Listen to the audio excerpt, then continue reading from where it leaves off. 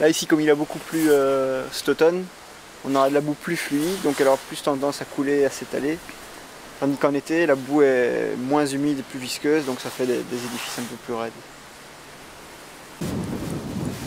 Les mouches. Voilà.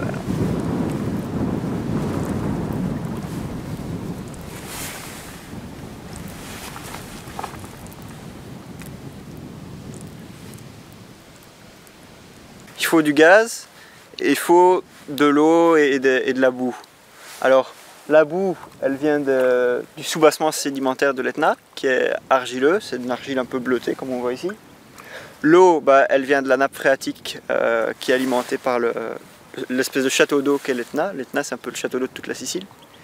L'eau percole dans la pile volcanique poreuse, elle arrive au contact des argiles qui elle est imperméable, et donc tout autour de l'Etna, à cette altitude-ci, il y a des sources.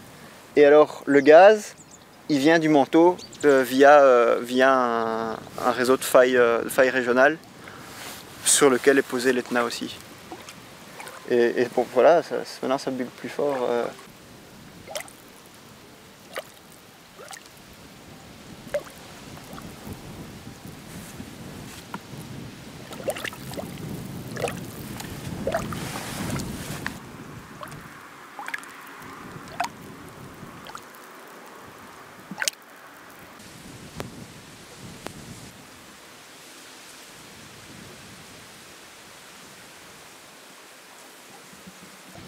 CO2, et alors il y a un tout petit peu d'hélium et de radon aussi, le gaz radioactif.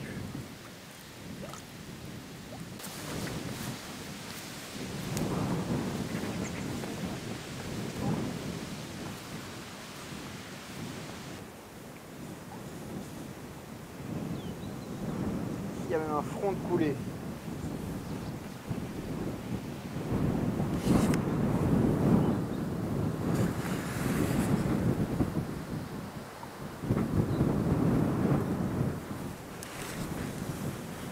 Et alors, les traces noires qu'il y a à la surface de la boue, c'est des hydrocarbures.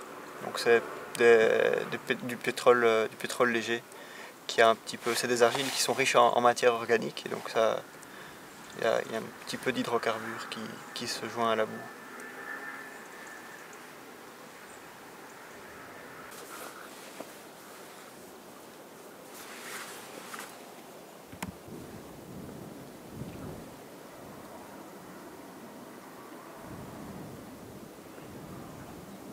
Non, s'ils veulent ouvrir un truc thermal, ils font ça sur l'ancienne décharge.